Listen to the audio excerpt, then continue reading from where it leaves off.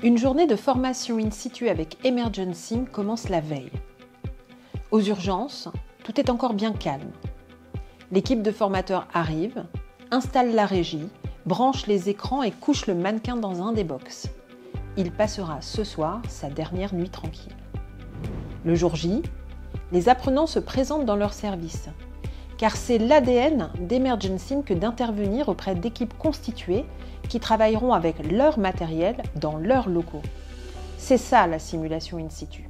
Au matin, les visages sont un peu tendus. Il n'est pas si simple de se projeter dans une situation d'urgence sous l'œil de plusieurs caméras. Les formateurs d'Emergency accueillent dans la bienveillance les équipes qui réunissent diverses professions médicales et paramédicales. Autour d'un café, les sourires reviennent. Les soignants se mélangent.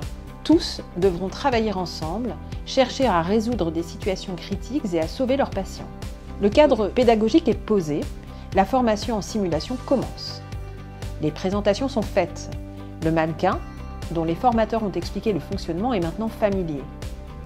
On oublie vite qu'il s'agit d'un mannequin de plastique et d'électronique et il devient un vraisemblable patient de chair et d'os dont on décline l'identité, les antécédents, les traitements et les raisons qui l'ont conduit dans le service.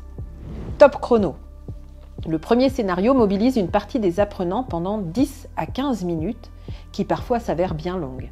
Pendant que certains prennent en charge le patient, traitent un choc anaphylactique, intubent une détresse respiratoire ou réaniment un arrêt cardiaque, les autres participants observent à l'écran la coordination de l'équipe, la communication, le partage des tâches et le respect des recommandations cliniques. Le silence s'impose. Les yeux rivés sur l'écran, on entend et on voit les options thérapeutiques, les réactions du patient, le bruit du monitorage et des machines. Clap de fin du premier scénario. C'est désormais le temps du débriefing. L'équipe entière est de nouveau réunie. Le débriefing est le temps fort d'une simulation. On pourrait même dire que le scénario n'est qu'un prétexte pour le débriefing.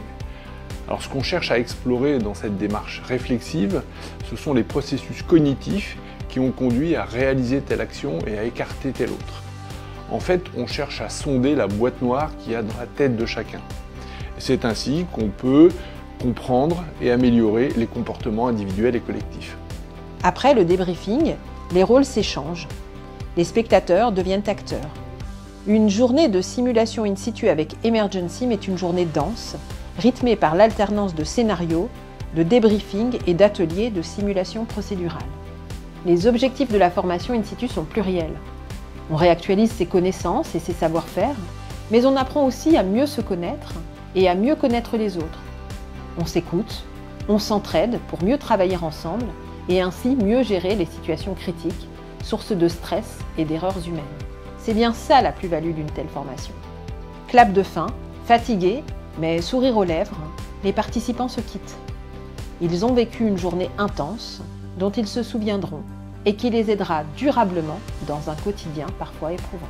Seules les simulations pleine échelle permettent d'aborder conjointement les compétences techniques et les compétences non techniques. C'est pour ça qu'Emergency déploie ses simulations in situ, aussi bien dans les services experts, anesthésie, réanimation, urgence, que dans les services moins confrontés aux urgences vitales, médecine, chirurgie, maternité, imagerie médicale, santé mentale et bien d'autres.